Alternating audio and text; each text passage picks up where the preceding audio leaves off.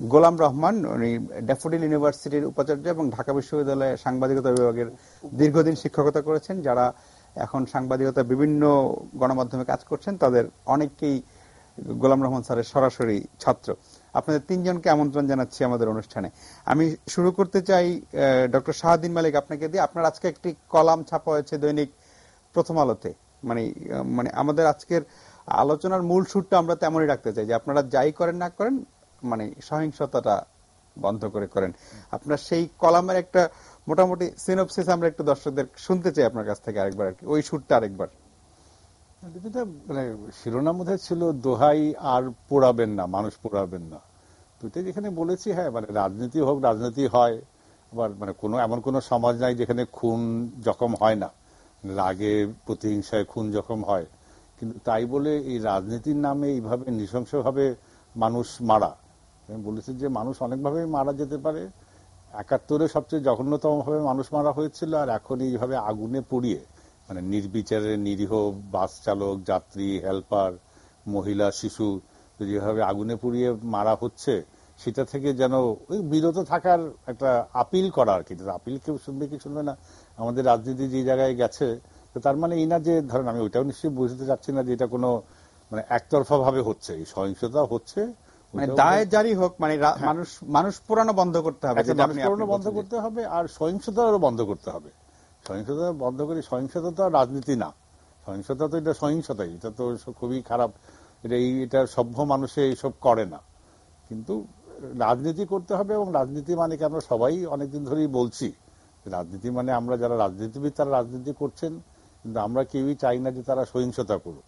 সহিংসতা করলে সাধারণ মানুষের জান মাল সবকিছুই, রাজনীতির নামে যদি এগুলি সবকিছু বিনষ্ট হয়, হুমকি হয়, সারা দেশে একটা অস্বাভাবিক অবস্থা, আতঙ্ক, এইগুলি থেকে আমরা সবাই পরিত্রাণ চাই। আর পরিত্রাণ চেয়ে যেটা কথা, এই পরিত্রাণ তো ধরেন আমি আপনি আমরা চাইলেই হবে না, হ্যাঁ আমরা দিতে পারবো না। আমরা এটা আকুতি মিনতি জানাতে পারি, হয়তো কখনো যুক্তি দিতে পারি, আমরা তর্ক বিতর্ক করতে পারি, কিন্তু সিদ্ধান্তের মালিক তো রাজনীতিবিদরা। সেটাই। মোয়াজ্জেম ভাই, মানে এই গত 12-13 দিনের অবরোধে মানে অর্থনীতির একটা বড় রকমের অচল অবস্থা তৈরি হয়েছে। মানে প্রায় সবগুলো ব্যবসায়ী সংগঠনই নানাভাবে, কেউ বিবৃতি দিয়ে, কেউ সংবাদ সম্মেলন করে আপিল জানিয়েছেন রাজনীতিবিদদের কাছে, যেটা ডক্টর শাহাদিন মালিক যেমন জানালেন যে মানে অর্থনীতির স্বার্থে হলেও যেন রাজনীতিটা এইরকম অবস্থা থেকে যেন স্বাভাবিক অবস্থায় ফিরে আসে। মানে গত বছরের 5ই জানুয়ারি নির্বাচনের পরের এই এক বছর কিন্তু আসলে বাংলাদেশ খুব স্থিতিশীল ছিল রাজনীতির বিবেচনায়, এবং এই সময়ে নানা অর্থনীতির সূচক বা সবকিছু অনেক পজিটিভ ছিল, ভালো ছিল। এবং কেউ কেউ আমরা বলেছেন যে এই এক বছর বাংলাদেশের ইতিহাসে খুব ভালো বছরের একটি। কিন্তু সেই বছরটি শেষ হয়ে নতুন বছর এসেই আমরা আবার পুরনো ইয়াতে চলে গেলাম। এর মানে কি মনে হয়, মানে উপায় কি থেকে বেরোনোর, বা আসলে কি হচ্ছে দেশে? এটা তো দ্বিমত করার কোনো অবকাশ নেই এখানে, যে বর্তমান পরিস্থিতিতে বাংলাদেশের অর্থনীতির উপরে বিরূপ প্রভাব পড়ছে, প্রভাব বিভিন্ন জায়গায় পড়ছে। উৎপাদন খাতে পড়ছে, বিতরণ খাতে পড়ছে, বিপণন খাতে পড়ছে, ভোক্তা কনজামশন সাইডে পড়েছে, এগুলি বিরূপ। এবং এটা ব্যবসায়ী সংগঠনগুলি যেগুলো উদ্বেগ প্রকাশ করেছেন, স্বাভাবিকভাবে উদ্বেগগুলি তারা প্র্যাকটিক্যাল ফিল্ডে আছেন, তারা জানেন।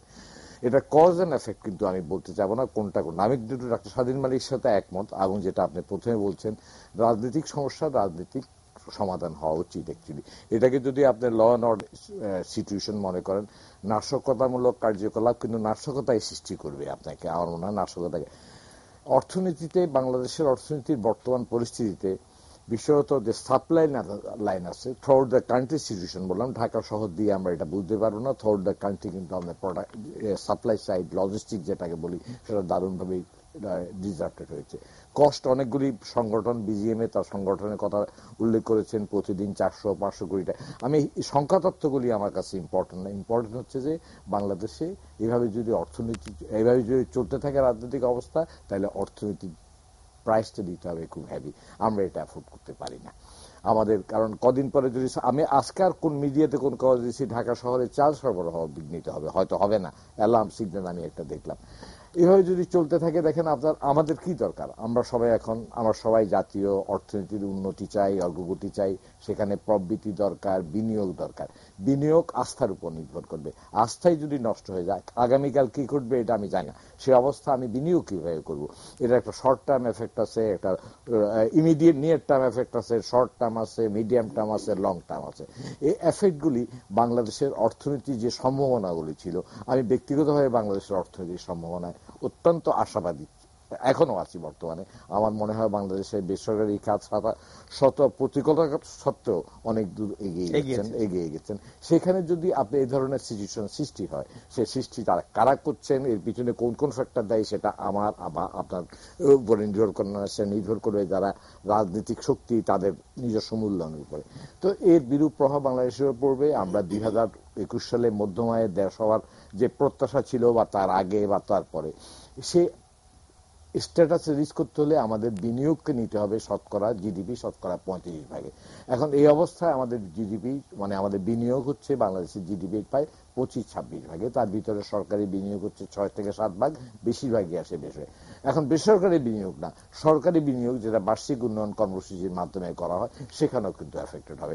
তা এফেক্টেড হলে আপনাকে সেটা যে আপনার বৈদেশিক সাহায্য আছে বা স্থানীয় সম্পদ আছে, এগুলি ব্যবহারও করতে পারছেন না। অর্থনীতি বিভিন্ন নানা সূচকের কথা উল্লেখ করেছেন। সূচকগুলির অবস্থান তুলনামূলকভাবে এত ওয়ার্সন আমি বলবো না, তুলনামূলকভাবে মোটামুটি স্থিতিশীল ছিল। এই অবস্থাকে স্থিতিশীল ব্যষ্টিক অর্থনীতিও রাখতে পারবেন না। আপনার এই নানামুখী চাপে অর্থনৈতিক চাকা আপনার যে গতিতে ঘোরা উচিত সেই গতিতে ঘুরতে পারবে না, এবং সেই প্রাইসটা দিতে হবে সাধারণ মানুষ। যেটা ডাক্তার স্বাধীন আলো আজকে লিখেছেন তার প্রথম আলোতে, সাধারণ মানুষ এই প্রাইসটা দিবে কেন? জি, ডক্টর গোলাম রহমান স্যার, এই যে রাজনীতি চলছে এবং ওনারা যে দুটো বললেন, যে আজকেও আমি পত্রিকায় দেখলাম যে মানে আজকে পত্রিকা দেখা মানে একটু আগেও মানে বিএনপির স্থায়ী কমিটির সদস্য এম কে আনোয়ার গুলশানে বেগম খালেদার সঙ্গে দেখা করে বেরিয়ে বলেছেন যে তাদের আন্দোলন কর্মসূচি অব্যাহত থাকবে এবং চলবে। তারা মানে বিরোধী দল আন্দোলন কর্মসূচি আরো বেগবান করতে যাচ্ছে, আর সরকারি দল আরো কঠোরভাবে মোকাবেলা করতে যাচ্ছে। মানে দুই পক্ষই একদম দেখতে অনর অবস্থান, কেউ কারোর দিকে ছাড়ে। কিন্তু আগের দুজন যেটা বললেন যে আসলে দেশের যে অবস্থা, অর্থনীতি এবং মানুষের জীবন, সবচেয়ে মূল্যবান মানুষের জীবন, 25 জন মানুষ মারা গেছে এই গত 13 দিনে। এই দুই পক্ষ কিন্তু এখনো একদম অনর অবস্থানে, মানে কোনো লক্ষণই দেখা যাচ্ছে না সমস্যা সমাধানের। মানে আপনি কি কোনো কিছু দেখতে পান, কোনো আলো? ধন্যবাদ প্রফেসর। আপনি পরিচয় আমাকে উপাচার্য বলেছেন, আমি উপাচার্য নই, উপাচার্য, vice chancellor daffodil international university. যাই হোক, বিষয়টা হচ্ছে যে এখন জনজীবন বিপর্যস্ত। মানুষের মধ্যে শুধু আতঙ্কই নয়, তারা চলাফেরা করতে পারছে না। জীবন জীবিকা সাধারণ যে ন্যূনতম যে চাহিদাটুকু মেটানোর বিষয়, সেটুকু তারা মেটাতে পারছে না। কারণ হচ্ছে যে সবাই একটা শঙ্কার মধ্যে, একটা দ্বিধাদ্বন্দ্বের মধ্যে, আশঙ্কার মধ্যে জীবনকে একেবারে বাজি রেখে হাতের মুঠোয় নিয়ে তারা না পারতে নয় তারা বেরোচ্ছে শহরে। এবং মফস্বল শহরগুলোতে তো অবস্থা আরো খারাপ, সেখানে তো গাড়ি বের করা যায় না, সেখানে কোনো যানবাহন চলে না ইত্যাদি। এই যে একটি অবস্থা, একদিন 2 দিন 3 দিন হরতাল হলে মানুষ একটু কষ্ট করে, কিন্তু 13 দিন তো টানা মানুষের পক্ষে সেটাই সম্ভব না, উপায় নাই কোনো। এই যে দীর্ঘ 12 দিন পার হয়ে যাচ্ছে, এই যে একটি অবস্থা, সেখানে জনজীবন শুধু বিপর্যস্ত এই কথা বললেই যে শেষ হয়ে যাবে তাও কিন্তু নয়। মানুষের দুর্দশাটা কোন স্তরে নেমে যাচ্ছে। এখন আপনি যদি আজকে মেডিকেল কলেজের সেই বার্ন ইউনিটে যান, দেখবেন কত মানুষ দগ্ধ হয়ে সেখানে, মানে বাতাস ভারী হয়ে গেছে, তার কান্নার রোল, একটা ভয়াবহ মর্মান্তিক অবস্থা। কারো শ্বাসনালী পড়ে গেছে, সে নিশ্চয়ই বাঁচবে না, ব্যাপারটা এরকম। তারপরে এমন ভাবে দগ্ধ হয়েছে, এবং খুব সাধারণ মানুষেরা, কেউ ড্রাইভার, কেউ হেল্পার, কেউ যাত্রী, শিশু, নারী, নির্বিচারে। তো এই যে মর্মান্তিক একটা অবস্থা, এটা কাদের উপহার? এটা কে দিচ্ছে কাকে? এই জাতিকে আমরা সাধারণ মানুষের কথাই যদি ধরি, আমরা না ধরলাম যে আমরা বিশেষ শ্রেণীভুক্ত। কিভাবে? আমরা একটা প্রিভিলেজ ক্লাস, কেউ সাংবাদিক, কেউ লয়ার, কেউ শিক্ষক, তাদের একটা আলাদা ভাবে তাদের একটা চলা বলা লোকজন নিয়ে তাদের একটা আলাদা সমাজের মতো আছে। আমরা একটা প্রিভিলেজ ক্লাস প্রতিনিধিত্ব করি। কিন্তু যে মানুষগুলো এই যে রাস্তায় পাবলিক ট্রান্সপোর্টে যাতায়াত করে, যে জীবনের ঝুঁকি নিয়ে, এবং তাদের জীবন কি পরিমাণ একটা মুখোমুখি অবস্থায়, মানে বাঁচা মরার সন্ধি করে, যে তারা তো রোজগারের কোনো পথ নেই। যে লোকটি প্রতিদিন দিন খায়, তো তার দিনটা কেমনে যাবে? এখন এই যে অবস্থাটা, এটি আমরা তৈরি করে দিচ্ছি, সেটা কি রাজনীতির নাম করে। এখন রাজনীতি যদি মানুষের দুঃখ দুর্দশারই কারণ হয়, রাজনীতি যদি মানুষের শুধু এই ভয়াবহতার কারণ হয়, এই মর্মান্তিক অবস্থা, বিভীষিকাময় অবস্থার কারণ হয়, তাহলে কোনো মানুষই এই রাজনীতি চাইবে না, রাজনীতি পছন্দ করে না। আমরা মাঝে মাঝে বলতাম যে ইদানিং দেখা যায় যে বিশেষ করে ইয়াং ক্লাস, যারা যুবক, তরুণ, তরুণী, তারা রাজনীতিকে পছন্দ করে না। কারণ হচ্ছে কি, রাজনীতি থেকে তারা কোনো পজিটিভ কোনো বিষয় তারা নিতে পারছে না। এবং সবসময় দেখা যাচ্ছে যে শুধু রাজনীতির নাম করে দলে দলে ঝগড়া, রাজনীতির নাম করে বিবাদ, রাজনীতির নাম করে আমাদের জাতিকে পিছিয়ে দেওয়া। সুতরাং একটা একটা একটা ন্যাশনাল কনসেনসাসে পৌঁছার মতো অবস্থায় আমরা নাই কেন? সেখানে একদল ক্ষমতায় গেছে রাজনীতি করে, আর একদল ক্ষমতায় যেতে চায় রাজনীতি করে। এখন এই দলের রাজনীতির, ক্ষমতার রাজনীতির জন্য মানুষকে জিম্মি করা, এই অধিকার শাসনতন্ত্র কিংবা আমাদের সংবিধান কি দিয়েছে? কাউকে দিয়েছে? দেয়নি। এখন যেমন স্বাধীন মালিক সাহেব বলেছেন যে আর দোহাই আর পরেই মারবেন না, বিষয়টা কত বড় আকুতি মানুষের ভিতরে থাকলে এই কথাটা বলতে পারে যে নিরীহ মানুষ আমরা পুড়িয়ে মেরে ফেলছি, কারো প্রতিকার করার কিছু নেই। এখন বলা হচ্ছে যে জানমালের নিরাপত্তা দেওয়ার দায়িত্ব হচ্ছে সরকারের, অবশ্যই সরকারের। কিন্তু এই নিরাপত্তা কি সরকার, কোন সরকার দিতে পারবে যদি এইভাবে চোরা সারা দেশে তো আর আসলে এটা পুলিশি রাষ্ট্র তো করা সম্ভব না।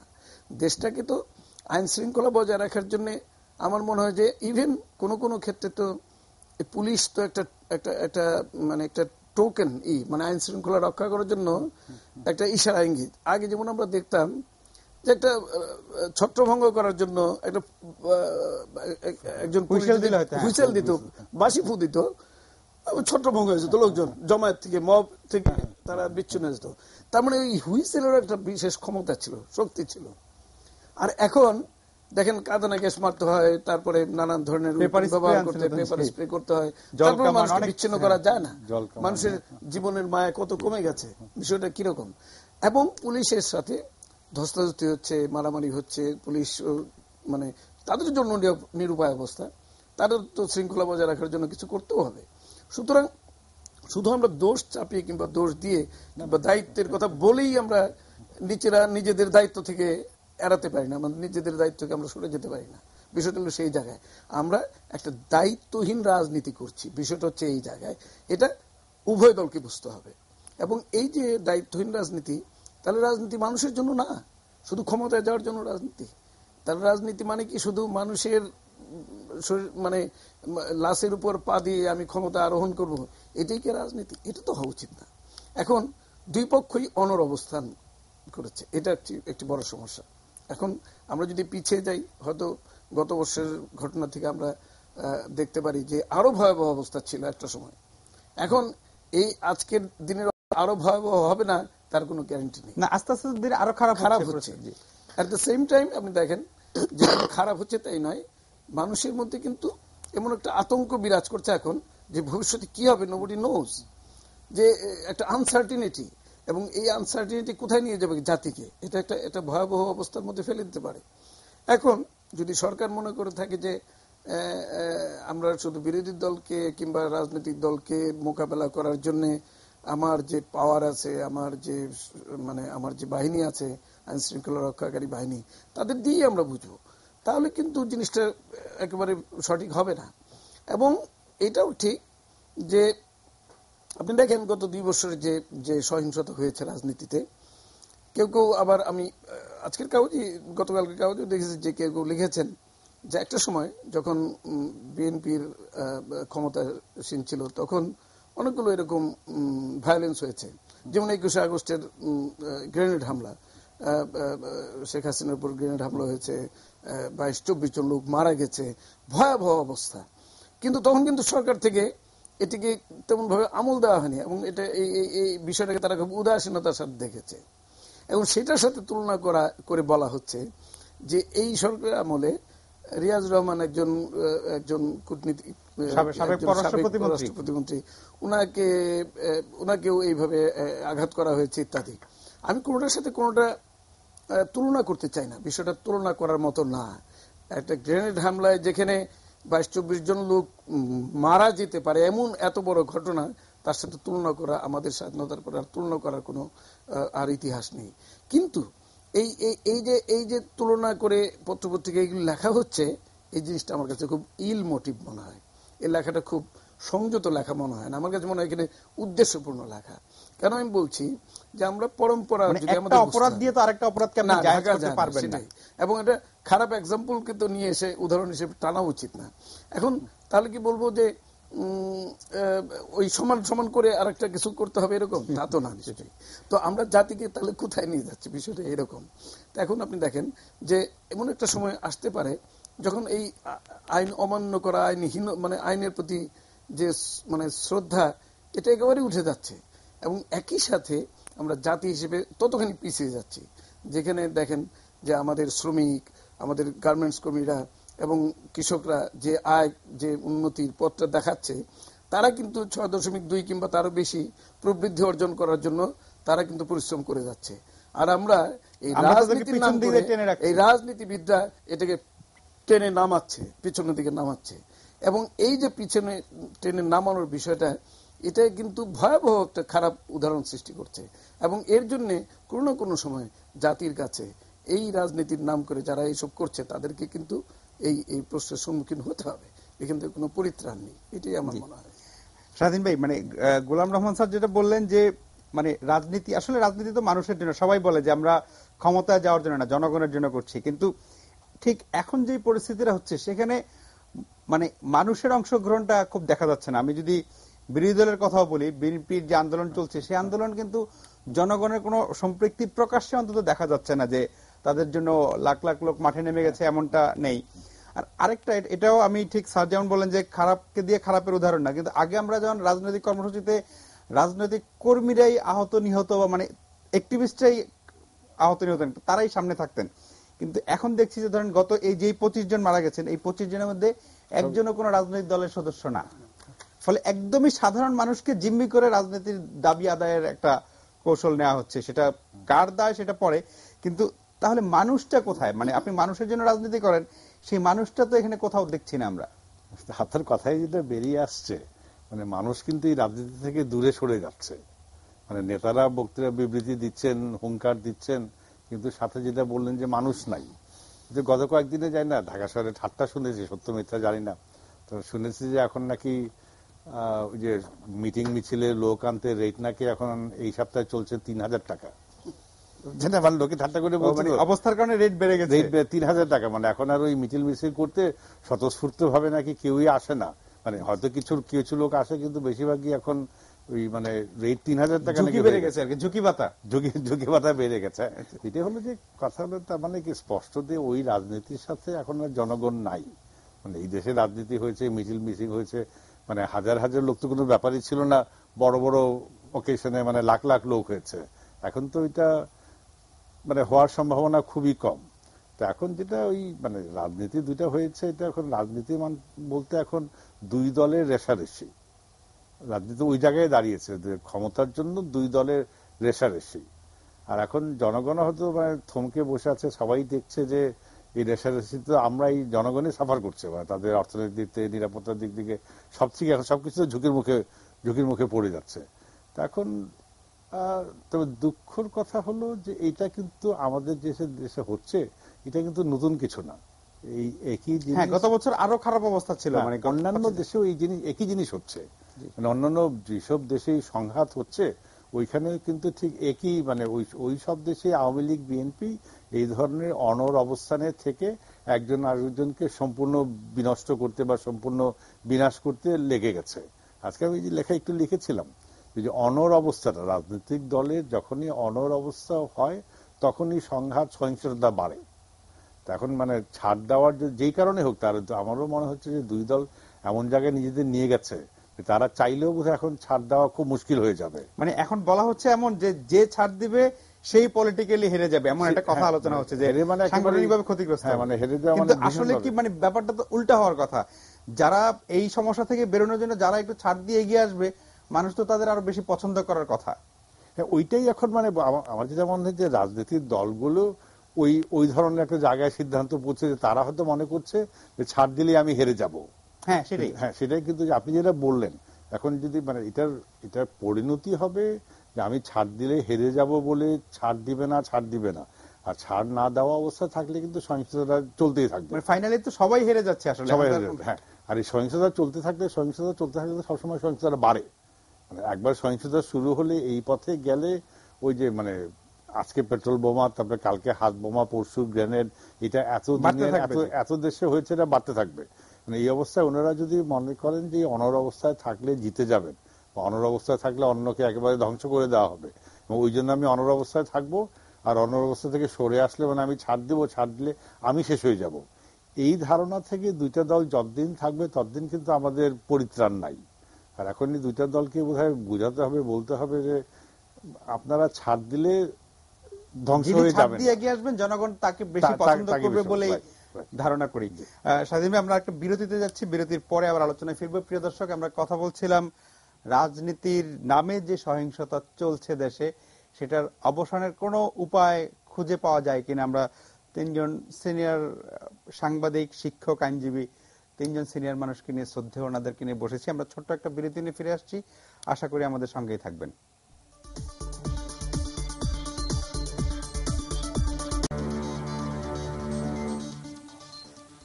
প্রিয় দর্শক, আমরা আলোচনা করছিলাম চলমান সহিংসতা নিয়ে। আসলে এখন যেটা চলছে এটাকে আর রাজনীতি বলা যাবে না। রাজনীতির নামে জনগণকে জিম্মি করে এক ধরনের সহিংসতা চলছে। দুপক্ষই অনর অবস্থানে, পত্রিকার শিরোনাম এমন যে দুপক্ষই অনর।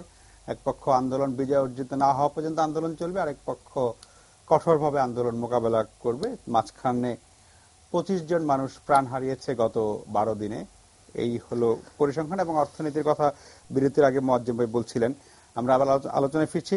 মোয়াজ্জেম ভাই, বিরতির আগে ডক্টর শাহদিন মালিক যেটা বললেন যে মানে এই অ্যাপিলের কথা যে রাজনীতিবিদদের কাছে, আমরা দেখছি যে আজকেও পত্রিকা দেখেছি জাতিসংঘের মানবাধিকার বিষয়ক কমিশন করেছে, কালকে ইউরোপিয়ান ইউনিয়নের দেখলাম। মানে আন্তর্জাতিক মহলও কিন্তু বাংলাদেশের এই অবস্থায় উদ্বিগ্ন, এবং তারাও বলছেন যে কোনো না কোনোভাবে একটা সমাধানের জায়গায় যেতে। কিন্তু আমরা দেখেছি আমাদের অভিজ্ঞতা যে আন্তর্জাতিক এরকম উদ্যোগ বাংলাদেশে বারবার ব্যর্থ হয়েছে। এর আগে সাননিনিয়ান গত বছর তারানকো এসে ঘুরে গেছেন, একদম ফিজিক্যালি এসে চেষ্টা করেও পারেননি। এবার এখন পর্যন্ত বিবৃতিতে সীমাবদ্ধ। মানে তাদের এই উদ্যোগ কি কোনো শুভ ফল বয়ে আনতে পারে কিনা, মানে কোনো চান্স আছে? উদ্বেগগুলি তো আমরা আপনি যেটা কারেক্টলি উল্লেখ করেছেন, উদ্বেগগুলি আগেও প্রকাশ করা হয়েছিল, উদ্বেগের রেজাল্টও আমরা জানি। তা আমি বেসিক্যালি বিশ্বাস করি বাংলাদেশের সমস্যা যেগুলি, এগুলি আমাদের নিজেরা সমাধান করতে হবে। উদ্বেগটা কারণটাও আমরা বুঝতে পারি। সবাই চাইবেন বাংলাদেশের ধরনের পরিস্থিতি বিরাজ না করুক, বাংলাদেশ অগ্রসর মান পথে এগুক, রাজনীতি এবং অর্থনীতি একসাথে যাক। কিন্তু এই উদ্বেগগুলি আমাদেরকে রাজনীতি যারা করেন বা রাজনীতিকের যারা স্টেক হোল্ডার, তাদের কতগুলি কোন পর্যায়ে মোটিভেট করবে রিকনসিলিয়েশনের জন্য, আমি এই বিষয়ে সন্দিহান আমার ব্যক্তিগতভাবে। আর আমি মনে করি উদ্যোগটা বিদেশি ধরনের পেশার, বিদেশি এই ধরনের কথাবার্তা আসবে, কিন্তু আমাদের অভ্যন্তরীণ কারণেই আমাদের রিকনসিলিয়েশন দরকার।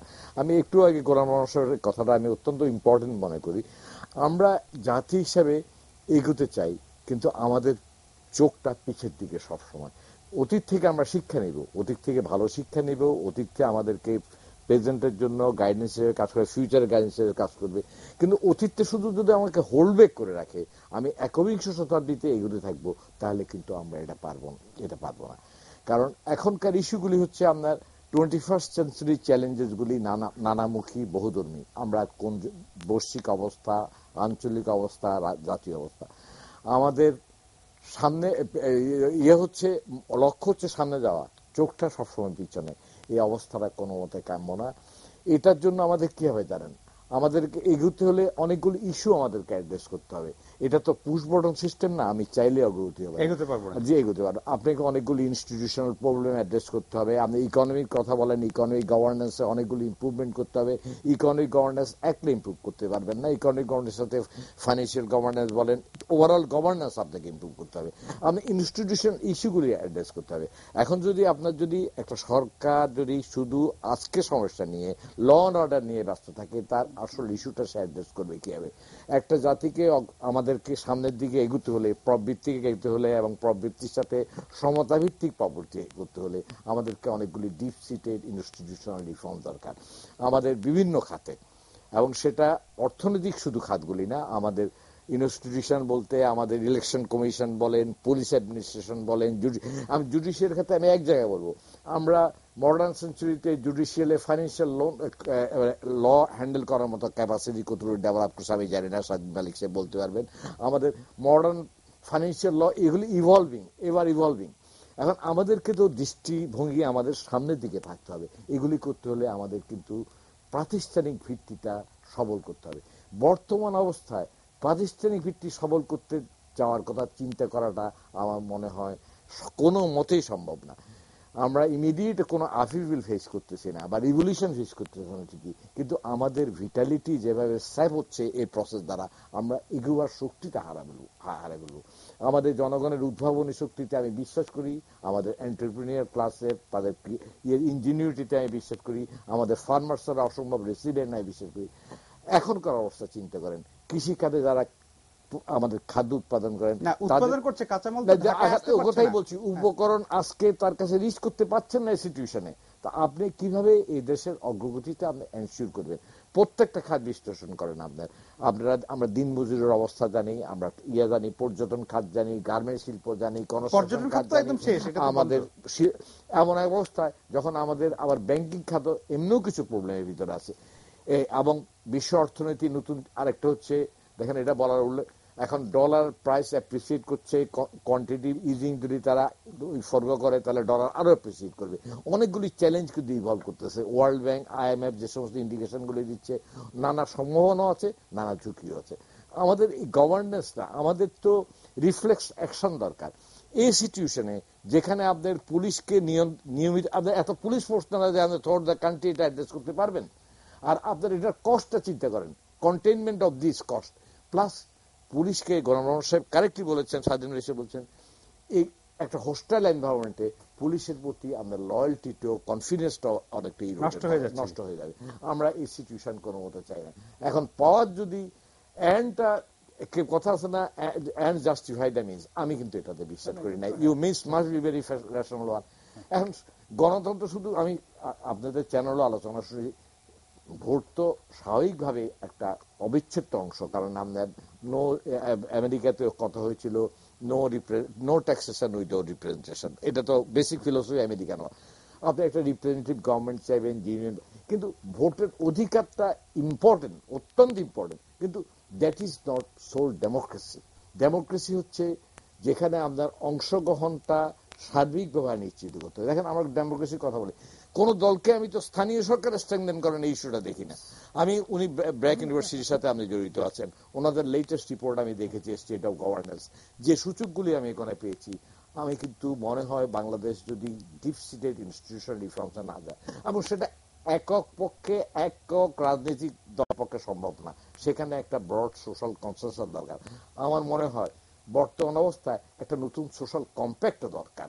কারণ আগের মতো আপনার 19th সেঞ্চুরির মাইন্ডসেট দিয়ে, বুলক কার্ড মাইন্ডসেট নিয়ে আপনার রকেট এজে আপনার ডিল করবেন, এবং আমাদের পলিটিশিয়ানসের মাইন্ডসেট যদি দেয়, আমি অত্যন্ত শ্রদ্ধা রেখে পলিটিশিয়ানদের কথাটা বলছি, it's not possible, it's not simply possible. রাজনীতি একটা তো হলো যে গত 1 বছরে যদি আমরা অন্য, ঠিক আছে, একটা নির্বাচন নিয়ে কথা হয়, সহিংসতা নিয়ে কথা, যে দেশ আগিয়ে যাওয়া, 1 বছরে আমাদের যেটা কমিশন আপনি বললেন, যে কত যে আমাদের ল কমিশন, দুর্নীতি দমন কমিশন, তথ্য কমিশন, মানবাধিকার কমিশন, নির্বাচন কমিশন, হ্যাঁ, এই 4-5টা যদি আমরা গত 1 বছরে চিন্তা করি, যে এদের যে কাজ করা উচিত ছিল বা যে কাজগুলি আমরা তাদের কাছে প্রত্যাশা করেছিলাম, এরা কিন্তু কেউই সবল হওয়ার পরিবর্তে দুর্বল হচ্ছে। সিটি কর্পোরেশন, ঢাকা সিটি কর্পোরেশনের নির্বাচনে কত 4 বছর হিসাবও তো হারিয়ে ফেলেছি। জেলা পরিষদের নির্বাচনে তো গণতন্ত্র বা ওই অর্থনৈতিক উন্নয়ন কিন্তু এই প্রতিষ্ঠানগুলিকে সবল না করে কিন্তু উন্নতি কোন দেশে পারে নাই। মানে প্রত্যেক দেশে উন্নতি করতে হলে আপনি যেমন ইকোনমিক ইনস্টিটিউশন ভাই যেটা আছে, যে মানে অর্থনৈতিক যেগুলি ইনস্টিটিউশন ওগুলি তো আছেই, প্লাস এই যে সুশাসনের এই প্রতিষ্ঠানগুলি, কমিশন নতুন বাদ দেন, যে কমিশনগুলি আমাদের আছে এইগুলি তো গত এক বছরে কাজের তো গতি পায় নাই। তো এইভাবে তো একটা দেশ মানে এগিয়ে যাওয়ার কথা মুখে অনেক বলা যায়, কিছু হয়তো দুই একটা অর্থনৈতিক সূচকে আমাদের খাদ্য উৎপাদন বেড়েছে, এগুলি বেড়েছে, কিন্তু এইগুলি নিয়ে সাস্টেইন উন্নতি হবে না, খুব বেশি আগানো আর যাবে না। ভাই স্বাধীন কারেক্টলি বলেছেন, আমি কিন্তু অর্থনৈতিক গভর্নেন্স একলা কিন্তু ইমপ্রুভ করতে পারবেন না, ওভারঅল গভর্নেন্স যদি ইমপ্রুভ না হয়। আমরা ওভারঅল গভর্নেন্স হচ্ছে বেসিক্যালি ইনস্টিটিউশনাল স্ট্রেংথেনিং। আমার মনে হয় আমাদের এফোর্টটা, রাজনৈতিক বিভাজন এই এফোর্টটা আরো দুর্বল করবে, করতে দিবে না। আর এই বিভাজনে আমি অর্থনৈতিক প্রোগ্রাম দেখলাম দুই পার্টির, যদি আমি যাই মূলত কোনো আমি ডাইভার্সিটি কোনো পার্থক্য নেই, বেশি কোনো পার্থক্য নাই। সুতরাং আমি গেলে বেটার পারফর্ম করব আর উনি থাকলে করবেন না, এই মাইন্ডসেট নিয়ে তো আমরা এগোতে পারবো না, এই মাইন্ডসেট নিয়ে আমরা এগোতে পারবো না। বিষয়ে লক্ষ্য করবেন যে, যদি আমি ইন্টারাপ্ট করি, শুধু যে ইনস্টিটিউশন গুলো, এগুলো তো গণতন্ত্রকে শক্তিশালী করবে ইনস্টিটিউশন গুলো। আপনি যদি ডেমোক্রেটিক ইনস্টিটিউশন গুলো দেখেন, ইকোনমিক কিংবা অন্য ইনস্টিটিউশন গুলো আমি আলাদা করি, আপনি ডেমোক্রেটিক ইনস্টিটিউশন বলেন সেগুলো কতখানি পজিটিভলি কাজ করছে, এটা একটা বড় ধরনের প্রশ্ন। আপনি রাজনৈতিক দলগুলোর নিজস্ব ভিতরকার অবস্থাটা দেখেন, তাদের ভিতরকার গণতান্ত্রিক চর্চা দেখেন, কিংবা তাদের রিপ্রেজেন্টেটিভ মানে ডেমোক্রেটিক সেন্ট্রালাইজেশন বলে তো একটা কথা আছে, যে একটা নেতৃত্ব কিভাবে গড়ে উঠবে এটা রাজনৈতিক দলে, তার পদ্ধতি কি, তাদের কি, তারা কিভাবে ডেলিগেটস, কিভাবে কাউন্সিলর কিভাবে নিয়োজিত হচ্ছে, তারা কি কমিটি বানাতে পারছে কিনা, নেতৃত্ব দিতে পারছে কিনা, এই চর্চাগুলোই তো নেই। তাদের যে পাবলিক অডিট হচ্ছে কিনা, তাদের ফান্ড কোথায় পাচ্ছে, ফান্ডগুলো কিভাবে ব্যবহৃত হচ্ছে, এই ফান্ড যে রাজনৈতিক দলের ফান্ড, এটা কেউ চ্যালেঞ্জ করার কেউ আছে কিনা। আপনি দেখেন দুর্নীতি দমন কমিশনে একটা হিসাব দিতে হয় বছর শেষে, এত টাকা ব্যয়। এখন এটাকে সত্যিকার অর্থে কোথা থেকে টাকা আসছে, কি আসছে, এগুলো তো ডিটেল তো নিশ্চয়ই নাই। আর হয়তো আছে, হয়তো 5 ভাগ 10 ভাগ দেখানো হয়, হয়তো 80 ভাগ 90 ভাগ দেখানো হয়, 95 ভাগ দেখানো হয়। আপনি দলের আভ্যন্তরীণ গণতন্ত্রের কথা বললেন, আমি শুধু সংবাদ থেকে বলি, বড় বড় দলগুলির ভিতরে উপকদল কেমন, আমি তো দেখি এই দলের ভিতরে 2 গ্রুপের সংঘর্ষ, 3 গ্রুপের সংঘর্ষ। আপনার ইনার পার্টি ডেমোক্রেসির কথা, আপনি ইনার পার্টির আপনার তো ক্লাসই তো আপনি কন্টেইন করতে পারছেন। তাহলে এটা কোনো একটা পার্টির না, বড় দলগুলি সব। আরেকটা জিনিস দেখেন, আমরা শুধু সরকারি দলের কাছেই কিংবা সরকারের কাছে সবসময় চাই, এটা একটা ট্রেডিশন হয়ে গেছে। বিরোধী দলের তাহলে ভূমিকা কি? তারা তো ছায়া সরকার। এখন ধরেন এইবারের নির্বাচনে বিরোধী দল, আমরা ধরে নিলাম যে এটা অন্যরকম একটা নির্বাচন হয়েছে, সেটা জনসমর্থন ছিল না, জনগণ তাদের প্রতিনিধিত্ব নির্বাচন করতে পারেনি, তারা ভোট দিতে পারেনি, এগুলো তো সত্যি কথা। এখন কিন্তু ইন জেনারেল কি হয়, আমাদের কোন ধরনের ডেভেলপমেন্টাল প্ল্যানিং এ বিরোধী দলের কোন ধরনের ভূমিকা আছে, কিংবা জাতীয় উন্নয়নের ক্ষেত্রে শুধু সরকারি দল ছাড়া, দল না শুধু সরকার ছাড়া বিরোধী দলের কোন ধরনের ভূমিকা আছে যে তারা এই দেশের জন্য কাজ করছে? তাহলে শুধু সরকার গঠন করার জন্য সরকারের উপর দিয়ে দিলে সব দায়িত্ব হচ্ছে কি না, রাজনীতি মানেটা কি? তাহলে রাজনীতি মানে কি শুধু সরকারের যাওয়া আর সরকার থেকে নামানো, এটাই কি অর্থ? এটা তো হতে পারে। আমরা একটু ঢাকা বিশ্ববিদ্যালয়, ঢাকা মেডিকেল কলেজের বার্ন ইউনিটে যাব। আপনি যেটা বলছিলেন, আজকে এই অনুষ্ঠানে আসার একটু আগে মানে পুলিশের একটি গাড়ি, তারা এই ডিউটি পালন করে রাজারবাগ ফিরছিল, শাহবাগে তাদের পুলিশের গাড়িতে পেট্রোল বোমা মারা হয়েছে, তাদের মধ্যে 6 জন আহত হয়েছে, একজন বার্ন ইউনিটে ভর্তি। ডিএমপি কমিশনার আসাদুজ্জামান মিয়া এবং র্যাবের মহাপরিচালক বেনজির আহমেদ ওখানে আছেন, আমাদের রিপোর্টার মনিরুল সোহাগ আছে। আমরা একটু দেখে আসি ওখানকার অবস্থা। সোহাগ, আপনি কি শুনতে পাচ্ছেন আমাকে?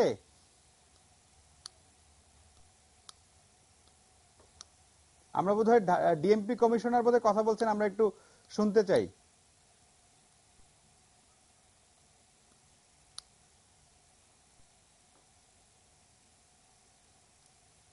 সোহাগ, কি অবস্থা সেখানে?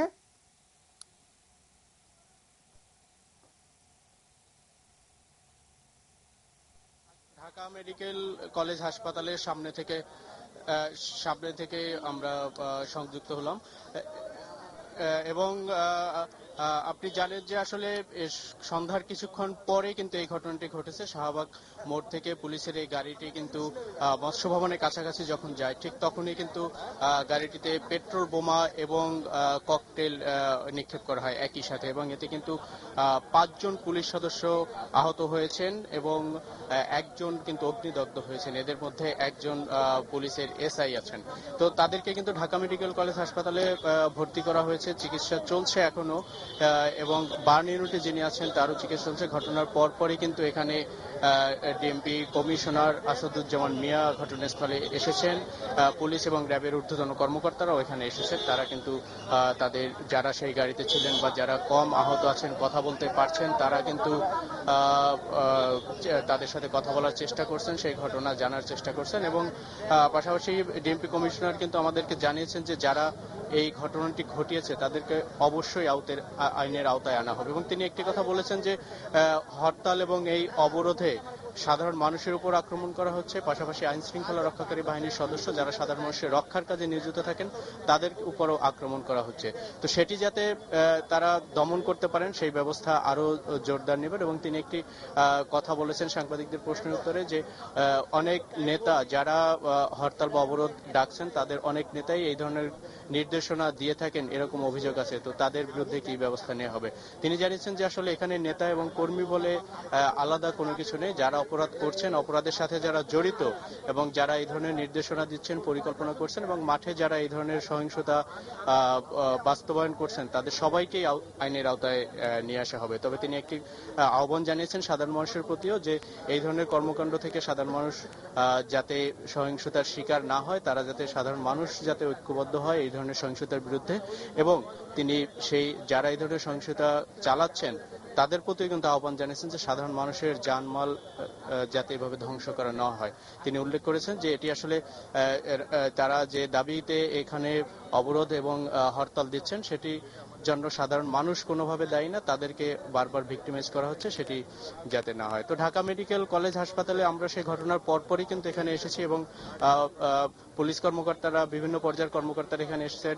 যেখানে যারা চিকিৎসক আছেন তারা কিন্তু সার্বক্ষণিক চেষ্টা করছেন ভালো খুব দ্রুত তাদেরকে সারিয়ে তোলার জন্য আন্তরিকভাবে। এবং এই মুহূর্তেই কিন্তু আরো ডাক্তার নিয়ে আসা হয়েছে যারা তাৎক্ষণিকভাবে তাদেরকে চিকিৎসা দিচ্ছেন।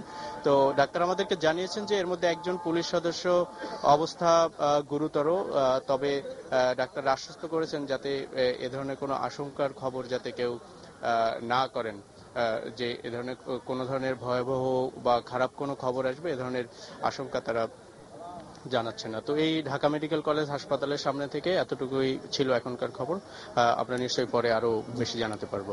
ধন্যবাদ সোহাগ। আমরা পরে আবার আপনার কাছ থেকে আপডেট জানার চেষ্টা করব। প্রিয় দর্শক, আমরা আরেকটা বিরতি নিয়ে ফিরে আসছি, বিরতির পরে আলোচনায় ফিরব।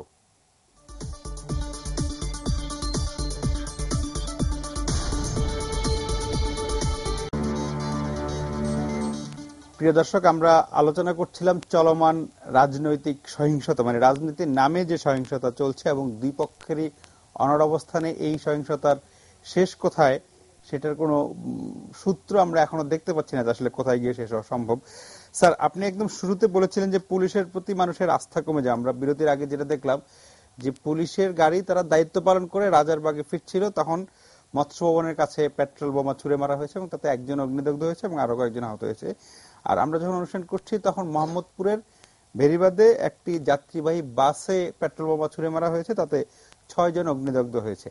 এই ঘটনা কিন্তু প্রতিদিনের ঘটনা, মানে এটা একদম এখন বলে আপনাকে বলছি।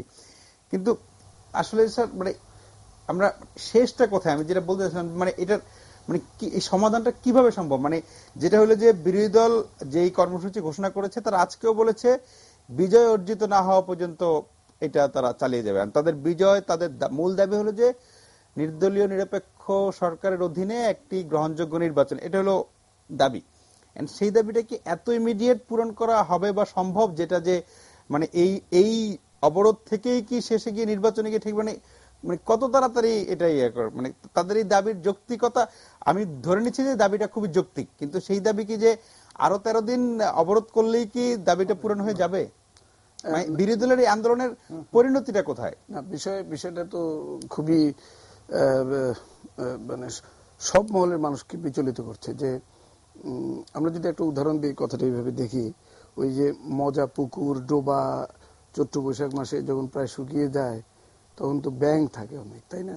এখন দুষ্ট ছেলেরা হয়তো ঢিল ছুড়ে, ব্যাঙের ঢিল ছুড়ে। এখন এই যে ব্যাঙের ঢিল ছোড়ার ফলে ব্যাঙের যে কাহিল অবস্থা, সেটা তো আর ওই ছেলেগুলি, তারা তো হাসি ছলে খেলা চলে, তারা ছুড়ে মারছে। এখন এই পেট্রোল বোমা মারার ব্যাপারটা অনেকটা এরকম, তারা ওই খেলছে, ব্যাপারটা এরকম মনে হচ্ছে যে জনগণ নির্বিশেষে যেখানে জায়গায় পাওয়া যাচ্ছে কিংবা বাসের মধ্যে ছুড়ে দিচ্ছে। এটা some sort of sadistic pleasure আর কি, এক ধরনের মজা করা। এই স্যাডিস্টিক প্লেজারটাকে জাতিকে কোথায় নিয়ে যাচ্ছে, এটা ভয়াবহ একটা প্রশ্নের সম্মুখীন করিয়ে দিচ্ছে আর কি। এখন বিষয়টা দুই দিক থেকে বিবেচনা করতে, পার্সপেক্টিভটা যদি আমরা এইভাবে দেখি যে রাজনৈতিক দলগুলো এই সরকারকে পদত্যাগ করতে বাধ্য করা কিংবা কেয়ারটেকারের অধীনে নির্বাচন করা, আবার কিংবা মধ্যবর্তী নির্বাচনে, এই যে তার কোনোটি কিন্তু খুব কংক্রিট ওয়েতে কোনো প্রপোজাল হিসেবে কিন্তু এখনো আসেনি, সবই ভাষা। এখন যেহেতু বিএনপি মূল দল, তারা তাদের সাথে যে মোর্চা, তাদের সাথে যে অন্যান্য রাজনৈতিক দল আছে, তারা মনে করছে যে যেহেতু তারা নির্বাচন করেনি, তারা নির্বাচন একটা সময় শুধু বয়কটই করেনি, তারা নির্বাচন প্রতিরোধ করার ঘোষণা দিয়ে নেমেছিল, তাই না? তো সুতরাং প্রতিরোধ করতে পারেনি, কিন্তু সেটা অন্য আরেকটি ডাইমেনশন। এখন তারা এখন মনে করছে যে এখন এই নির্বাচিত সকল নির্বাচিত সরকারকে যত তাড়াতাড়ি নামতে পারা যায় তাহলে তারা আবার ক্ষমতায় যেতে পারবে, বিষয়টা এরকম। আর সরকারি দল তারা মনে করছে আমরা তো নির্বাচিত হয়ে আসছি, সুতরাং আমরা তাড়াতাড়ি নামার প্রশ্নই উঠে না। তারা বলছে 2019 সালে, সুতরাং 19 সালের দিকে দেখা যাবে। সেদিন আমাদের খুব শ্রদ্ধেয় সম্মানিত নেতা তোফায়েল আহমেদ বলেছেন যে 19 সালের আগে তো কোনো কথার প্রশ্নই ওঠে না ইত্যাদি। এখন বিষয়টা খুব দুটি অবস্থান থেকে খুব অনড় অবস্থান, যে কেউ কাউকে ছাড় দিবে না, বিষয়টা এরকম। তাদের কি হবে, ওই ব্যাঙের অবস্থা, সাধারণ মানুষের অবস্থা, আমাদের তো জীবন যায়। এখন এই যে জীবন বেরিয়ে যাওয়ার অবস্থাটা, আর তারা খেলতে থাকবে, এই জেল পাটকেল মারবে, পেট্রোল বোমা ছুড়বে, তাদের জন্য এটা খেলা হতে পারে। কিন্তু মানুষকে জিম্মি করে, মানুষের জীবন নিয়ে ছিনিমিনি খেলে এই খেলা চলতে পারে, আমার তো বিশ্বাস হয় না যে এই খেলা কতদিন চলবে। এটা তো আরো ভয়াবহতার দিকে নিবে। আপনি বলেছেন যে আইন শৃঙ্খলা বাহিনী কিংবা পুলিশের প্রতি শ্রদ্ধাশীলতার ব্যাপার, নিশ্চয়ই করে আমরা যদি জাতি হিসেবে গর্ব করি, আমরা নিশ্চয়ই আমাদের যে আইনি কাঠামো কিংবা আইনের প্রতি যে শ্রদ্ধাশীলতা, সেটা বজায় রাখতে হবে, যে কোনো মূল্যেই হোক সেটা বজায় রাখতে হবে। এখন সেখানে পুলিশকে পুড়িয়ে মারা কিংবা পুলিশকে সেই মাথা ছেঁচতে দেওয়া, ইট দিয়ে মানে থেতলে দেওয়া, এই যে অবস্থা গত বছর আমরা দেখেছি, যে অবস্থা, কিংবা 2013 শেষের দিকে যা দেখেছি, এই অবস্থা থেকে পরিত্রাণ, মানুষ তো পরিত্রাণ চায়, কিন্তু পরিত্রাণ কে দিবে? আমরা এর আগে যে বলেছি যে এটার জন্য রাজনীতি, তাহলে এটা কার রাজনীতি হচ্ছে? রাজনীতিতে যদি মানুষ সম্পৃক্ত না থাকে, তাহলে এই রাজনীতি কার জন্য রাজনীতি? এবং শুধু ক্ষমতায় আরোহণের জন্য রাজনীতি, কিংবা শুধু ক্ষমতা থেকে টেনে নামানোর রাজনীতি? সেদিন ব্যারিস্টার রফিকুল ইসলাম বলেছেন যে সংলাপের আর দরকার নেই, সংলাপের আর সুযোগ নেই। এখন সংলাপের সুযোগ নেই, এই কথাটাও কতখানি সত্যি। আবার বিএনপির যথেষ্ট সংখ্যক লোক কিংবা মতবাদ রয়েছে যে ইমিডিয়েটলি সংলাপে বসা দরকার। এখন কথাটা হচ্ছে যে সংলাপ, অবশ্যই সংলাপ নিশ্চয়ই আমাদের সমঝোতা, সংলাপের এজেন্ডা কি নিয়ে আলোচনা হবে, এখন কি নিয়ে সংলাপ হবে, এটা যেমন একটি বড় প্রশ্ন। আরেকটি প্রশ্ন হচ্ছে যে আপাতত বিএনপি মনে করছে যে সংলাপে বসা মানে হচ্ছে যে সরকারকে একটা জায়গায় নিয়ে আসা, তার ক্ষমতা থেকে তার ছাড়িয়ে আনার জন্য এটা একটা স্টেপ। এবং যত তাড়াতাড়ি সংলাপে কথাবার্তা হবে তো তাড়াতাড়ি আবার ডিসিশন হয়ে যাবে যে তাদেরকে নতুন নির্বাচন দিতে হবে। অর্থাৎ আমরা যখন দেখি যে একটি বিয়ে বাড়ির, আমরা যদি একটা বিয়ের কথা বিবেচনা করি, যে বর কনে ঠিকঠাক হয়ে যায়, তখন কিন্তু খুব স্বাভাবিকভাবে বলে যে মানে কনে যখন পছন্দ, তাহলে বিয়েতে আর দেরি কেন, মানে শুভস্য শীঘ্রম, ব্যাপারটা এইরকম, ডিসিশন তো হয়েই গেল। তাহলে ওই যে সংলাপের বিষয়টা এরকম। আমার মনে হয় সরকারি দল তারা মনে করছে যে এখন সংলাপের কিসের দরকার, যে সংলাপ 2019 সালে হবে। তার মানে সংলাপ হয়ে গেলে, অর্থাৎ একটা পথ পরিক্রমা ঠিক হবে, স্ট্র্যাটেজি ঠিক হবে, তাহলে তাদের তাড়াতাড়ি আবার নামতে হতে পারে। এটা যেমন সরকারি দলের থেকে তারা চান না। আবার অন্যদিকে বিএনপির রাজনীতিতে তারা কিন্তু সংলাপ চান, কিন্তু যদিও রফিকুল ইসলাম সেদিন বলে ফেলেছেন যে উনি সংলাপের সুযোগ নাই ইত্যাদি, কিন্তু তারা সেখানে আবার একটা স্ট্রং লাইনে যেতে চান, হার্ড লাইনে। সেটা হচ্ছে যে না, এই আন্দোলন চলতে থাকবে। এখন এটা তো আন্দোলন না, এটা তো একটা মানে এই আন্দোলন কোথায় গণতান্ত্রিক আন্দোলন না, এটা তো জ্বালাও পোড়াও তো গণতান্ত্রিক আন্দোলনের কোনো অংশ হতে পারে না। কিংবা অগ্নিদগ্ধ করে মানুষকে পুড়িয়ে মেরে ফেলা তো রাজনীতি, গণতান্ত্রিক রাজনীতির চর্চা হতে পারে না। সুতরাং তাহলে কি উনি এটা বুঝাতে চেয়েছেন যে হ্যাঁ এটা চলতে হবে, এইটাই চলবে। এবং কেউ কেউ আমরা দেখেছি বলেছেন যে সরকারের পদত্যাগ না হওয়া পর্যন্ত আন্দোলন চলতে থাকবে। এখন এই যে কথাগুলো, এখন দুই দলেরই তো আমার মনে হয় একেবারেই দায়িত্ব জ্ঞানহীন রাজনীতি হচ্ছে, এবং দুই দলের কাছেই মানুষের প্রত্যাশা এত বেশি এবং তারা এতই আশাহত, এতই তারা আহত যে আর তো তারা বলার কোনো ভাষা নেই। আপনি প্রতিটি চ্যানেলে ঘুরে ফিরে এই কথাবার্তাই হচ্ছে, আপনি সারাদিনে গণমাধ্যমে এই কথাবার্তাই হচ্ছে, আর নতুন কোনো পথ নেই। পথ তো করে দিতে হবে ওই রাজনৈতিক দল, নেতা নেত্রী যারা রয়েছেন তাদেরই পথ দেখাতে হবে, জনগণ তো তাদের সাথে আছে। একটু এক যোগ করতে, হ্যাঁ, যেটা যে পুলিশে দেখালেন যে একটু আগে, অবশ্যই এটা নিন্দনীয়, এবং একই সাথে ওই যে বাসে, মোহাম্মদপুরে বাসে যে আমরা যেটা সব নিন্দা করছি, তো এটা তো খুবই জঘন্যতম কাজ। এখন দুটাই যে পেট্রোল মারার এই ঘটনাগুলিতে, তার মানে আপনি আজকে যে লিখছিলেন যে আর পুড়িয়ে মারবেন না, আপনার কথা কেউ শোনেনি, পুরানো চলছে। আমি বলছি যে শুনতে হবে, এই জন্য যে যতই পুড়িয়ে মারা হচ্ছে, এটা কিন্তু বিরোধীরা তাদের মানে সরাসরি ধরে নিলাম যে তর্কের খাতিরে তারা জন্য দায়ী না, মানে সন্ত্রাসীরা করছে, কিন্তু দায় তো তাদের উপরে পড়ছে, তাদের কর্মসূচির কারণে সন্ত্রাসী ফলে না যেটা হচ্ছে যে বিএনপি, ওকে বলছি যে থাকুক না থাকুক, তারা কিন্তু জনসমর্থন হারাচ্ছে। মানে আপনি আগুনে মানুষ পুড়িয়ে মারবেন, জনগণ আপনাকে সমর্থন করবে, এটা ভাবা তো সাংঘাতিক, মানে এটা মানে খুবই আজগুবি ব্যাপার হবে এক। আর একইভাবে অন্যদিকে যেটা যে পুলিশের, আপনার রিপোর্টার যেটা বললো, পুলিশের যে রেসপন্স, যে বারবার বলছে যে যারা সাথে জড়িত তাদের আইনের আওতায় আনবে, তাদের ছাড় দেওয়া হবে না। আমি কোথায় হিসাব দেখেছিলাম এই 2-4 দিন আগেই, মির্জা ফখরুল ইসলাম আলমগীরের বিরুদ্ধে বোধহয় 78টা মামলা হয়েছে। আরো কে যেন আলাল সাহেবের বোধহয়, মোয়াজ্জেম হোসেন আলাল সাহেবের জন্য বোধহয় 100 পেরিয়ে গেছে নাকি কি জানি। তো পুলিশের যে ওই রেসপন্স, মানে ওটাই বলছে যারা দায়িত্ব, যারা হুকুমত, তারা কোথাও আগুন হলে মানে এই যে বিএনপি সবার বিরুদ্ধে মামলা দিয়ে যাচ্ছে, এটাও কিন্তু কোনো সলিউশন না। ফলে আমরা ওই একদল আগুনের মানে আগুন মেরে যাচ্ছে, তাদের দায়ভার হচ্ছে, আর পুলিশ এইভাবে মানে পুলিশি ব্যবস্থা এটা সমাধান করা, মানে এইভাবে জিনিসটা আমরা এগুতে পারবো না। দুই দলেরই বোঝা উচিত, দুই দলের জন্য এটা কিন্তু আত্মঘাতী, মানে অন্তত জনগণের চোখে তারা কিন্তু আরো ধিকৃত হতে থাকবে। এখন উপায়টা কি?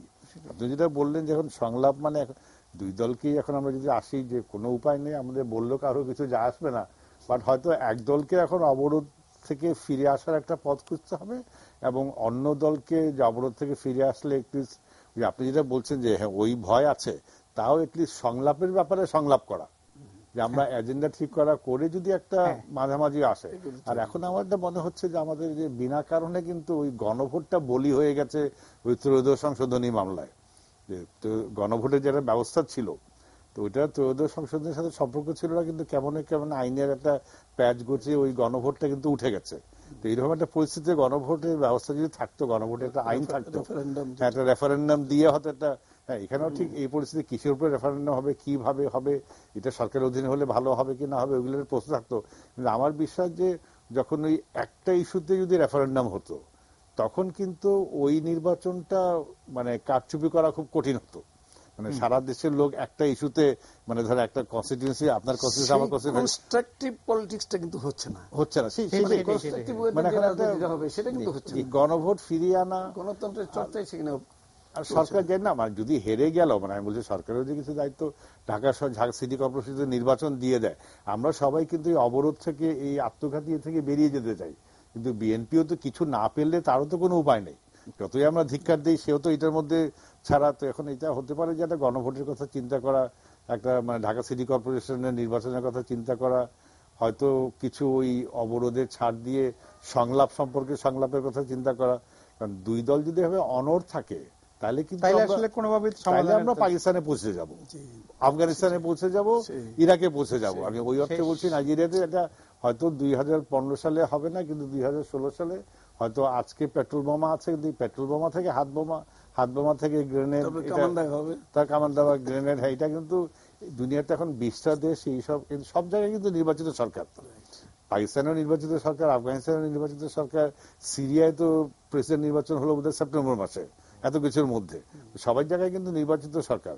কিন্তু অনড় অবস্থান থাকলে আমার যেটা আশঙ্কা, তখন ওই মানে আমরা ওইসব দেশের মানে আমরা কিন্তু ওইসব দেশে যেতে চাই না, আমরা আসলে সামনের দিকে আমরা আরেকটা বিরতি নিচ্ছি, অনুষ্ঠানের শেষ বিরতি। প্রিয় দর্শক, আশা করি আমাদের সঙ্গেই থাকবেন। বিরতির পরে আমরা ডক্টর শাহীন মালিক যে বললেন যে উপায়টা কি, সেটা একটু আমি শুনতে চাইবো মোয়াজ্জেম ভাইয়ের কাছে, ছোট্ট একটা বিরতির পরে।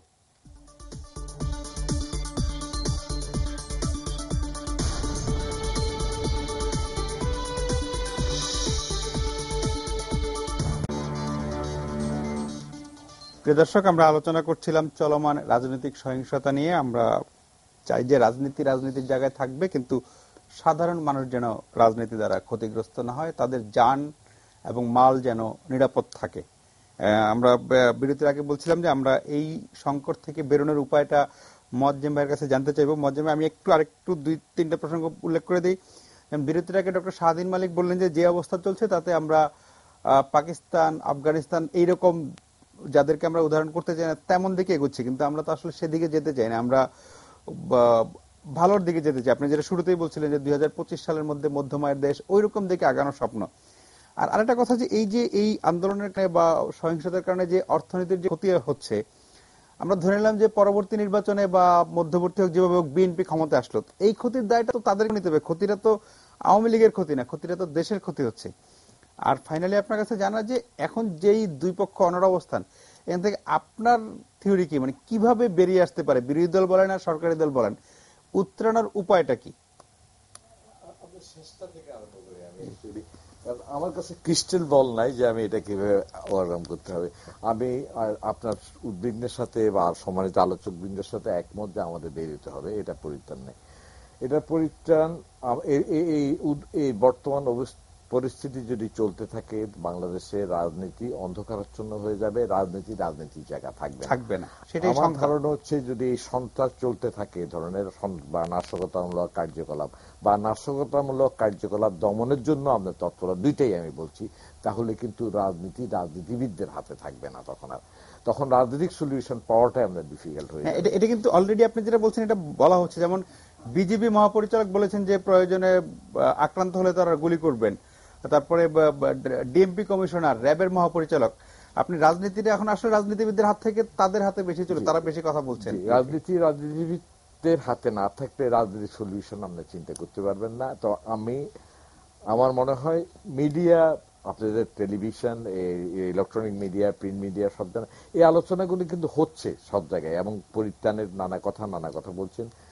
যারা এটা রিসিভ করার কথা তারা রিসিভ করে। একটা সেন্স অফ রেসপন্সিবিলিটি যদি না হয়, এটা সরকার হোক, বিরোধী দল হোক, বা রাজনৈতিক স্টেক হোল্ডার যারা আছেন, যদি রেসপন্সিবিলিটি যদি তারা না দেখান, তাহলে কিন্তু এটা থেকে পরিত্রাণ হতে পারবেন না। তো আমি একটা জায়গায় করি, দেখেন সংবিধান কিন্তু এটা বাইবেল না, এটা কোরআন না, ইমিউটেবল, সংশোধন করা সম্ভবপর। বর্তমান সংসদেও যে সংখ্যাগরিষ্ঠতা সরকারি দল আছে, ডাক্তার শাহীন মালিক সাহেব যে কথা বলেছেন, রেফারেন্ডাম, আপনি যদি ইচ্ছে করতে চান, আপনি সংশোধন করে রেফারেন্ডাম করতে চান, কারণ এটা ইমিউটেবল কিছু না, এটা তো কোরআন। এখন এটা করবেন কিনা সেটা রাজনৈতিক সিদ্ধান্ত, সেখানে তো আপনি ডিকটেট করলে চলবে না। রাজনীতিবিদরা যদি রেসপন্সিবিলিটি বুঝেন, জাতীয়, তো এই জিনিসগুলি আমার মনে হয় যতক্ষণ পর্যন্ত রাজনীতিবিদদের হাতে থাকে, তার ভিতরেই কিন্তু আপনার সমাধান করতে হবে রেসপন্সিবিলিটি। কিন্তু এর বাইরে যদি চলে যায়, তাহলে সমাধান আপনার দুর্বল হয়ে যাবে।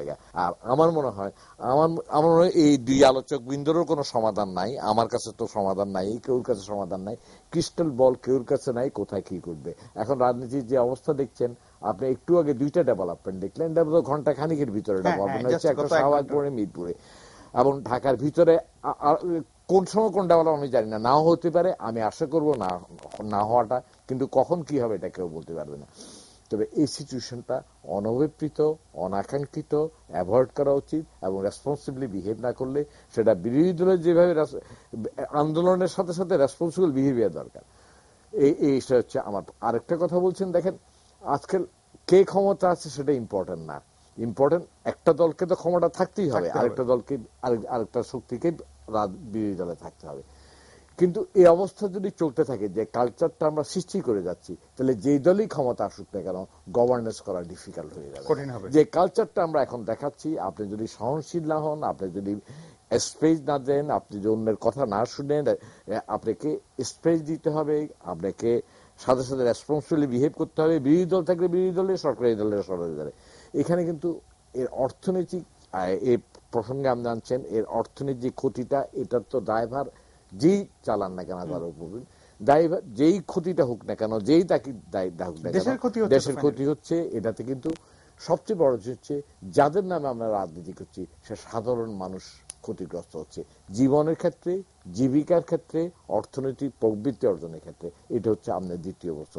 আর প্রথম প্রশ্নটা আমি আবার রিপিট করলে আমি খুশি হব। যে না আমি বলছিলাম যে ওই পাকিস্তান আফগানিস্তানের দিকে আমরা, এটা আমি কোনো মতে, এটা আমি একজন লিবারাল ডেমোক্রেটিক, আমার ইয়েতে ব্যক্তিগতভাবে আমি অ্যাকচুয়ালি একটা উদার গণতান্ত্রিক মনোভাবাপন্ন মতবাদে বিশ্বাস করি। আমি কোনো মতে এই ধরনের অবস্থা আমার কাছে আমার কাম্য না। আমি এই ধরনের পরিস্থিতির শিকার হইতে চাই না, এবার ওই পরিস্থিতির আমার অবস্থানও থাকতে চাই না। আমি যে অর্থে বলছি যে আমি যেন স্পিরিটটা সবচেয়ে বুঝি। উনি বলছেন যে এই ধরনের ঘটনা যদি চলতে থাকে তাহলে আমরা তো ওই দিকে যাব। উনি যে হয়ে যাবেন এটা বলেন, উনি বলেছেন যে এই ধরনের একটা সুযোগ। তো আমাদের তো এই অবস্থানটা জেনে, কারণ বর্তমান বিশ্বে এই সন্ত্রাসটা কিন্তু এখন আন্তর্জাতিক সমস্যা হয়ে গেছে। আপনি অবস্থানটা এবং বর্তমান বিশ্বের পরিবর্তনশীল বিশ্বের যেগুলি দেখছেন আপনার, আজকে প্যারিসে হয়েছে এক ধরনের, বেলজিয়াম হচ্ছে, ইভেন জার্মানিতে চলছে, সিরিয়াতে, মিডল ইস্টে বলেন, বিভিন্ন জায়গায় বলেন, আফগানিস্তান তো অ্যাকচুয়ালি আপনার, ইরাক একটা, সিরিয়া একটা। সিরিয়া সবচেয়ে গ্রেটেস্ট বেনিফিশিয়ারি হচ্ছে আসাদ, যার বিরুদ্ধে সংগ্রাম শুরু হচ্ছে আসাদের পজিশন কনসলিডেটেড। কিন্তু এটা কিন্তু আপনার কোনো মতে কাম্য না। আমি এই ধরনের সিচুয়েশন আমি চাইবো না, আপনিও চাইবেন না, কোন সচেতন নাগরিক এটা চাইবেন না। সুতরাং এটা আমাদের কিন্তু সম্মিলিত প্রয়াস থাকবে, এই অবস্থা থেকে আমরা কোনো মতে সৃষ্টি হওয়ার সুযোগ সৃষ্টি করবো না। এটা হচ্ছে সিভিক সোসাইটির তরফ থেকে, আমরা সিভিল সোসাইটির তরফ থেকে আমরা যদি আরো অ্যাসার্টিভ হই, আরো প্রোয়েক্টিভ হই, তাহলে কিন্তু আমরা আমাদের দায়িত্বটা করবো। এটা জি, আপনাদের সবাইকে অনেক ধন্যবাদ। প্রিয় দর্শক, মোয়াজ্জেম ভাই যেখানে শেষ করেছেন আমরা অনুষ্ঠান সেখানে শেষ করতে যাই যে সবাইকেই দায়িত্বশীল আচরণ করতে হবে। আপনারা সবাই ভালো থাকবেন।